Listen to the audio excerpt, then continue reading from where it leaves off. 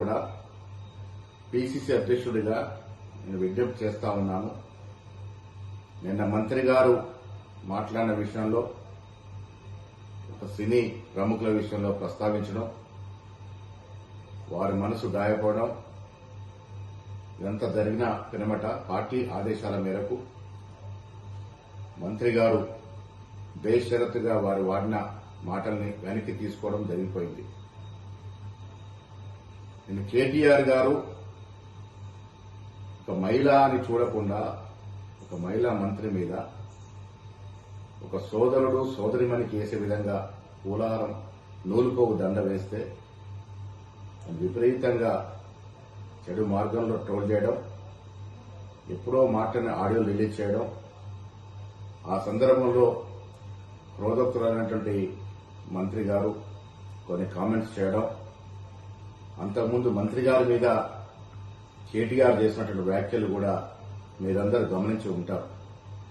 ఏది ఏమైనప్పటికీ ఎవరి మీద ఎవరు వ్యాఖ్యలు చేసినా, ఎవరు నొచ్చుకున్నా ఇది తెలంగాణ సమాజానికి మంచిది కాదనే ఉద్దేశంతో మంత్రి గారు బేషరతుగా ఆ వ్యాఖ్యల్ని ఉపసంహరించుకున్నటువంటి సందర్భం. ఆవిడ ట్వీట్లో పెట్టినారు, మీరు కష్టపడి పైకొచ్చిన తీరు నాకు ఆదర్శప్రాయము, అలాంటి మిమ్మల్ని నేను అభిమానిస్తా ఉన్నాను, నా మాటల్ని బేషరతుగా నేను వెనక్కి తీసుకుంటున్నాననే మాట చెప్పడం జరిగింది. ఇరువైపులో కూడా మహిళలే ఉన్నారు.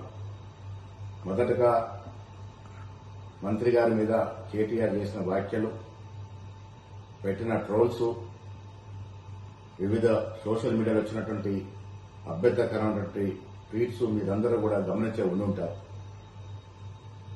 సో ఇవన్నీ జరిగిన పిరమట మంత్రి గారు ఆ వ్యాఖ్యల్ని ఉపసంహరించుకున్నారు. కాబట్టి నేను మీ అందరికీ విజ్ఞప్తి చేస్తా ఉన్నాను, ఈ అంశానికి ఇక్కడ ముగింపు పలుకుదాము. ఇంకా దీన్ని దూరం తీసుకెళ్తే ఇరువైపున మహిళలు కూడా నొచ్చుకొని బాధపడే అవకాశం ఉంది. కాబట్టి సినీ ప్రముఖులందరూ కూడా నేను విజ్ఞప్తి చేస్తా ఉన్నాను, ఈ అంశాన్ని ఇక్కడితో ముగింపు పలుకుదాము. భవిష్యత్తులో మా మంత్రులు గాని, కాంగ్రెస్ నాయకులు గాని, వివిధ పార్టీల ప్రతిపక్ష నాయకులు గాని ఎవరి మీద ఎవరు కూడా ఇలాంటి అభ్యంతరకరమైనటువంటి వ్యాఖ్యలు చేయకూడదని విన్నవిస్తా ఉన్నాను.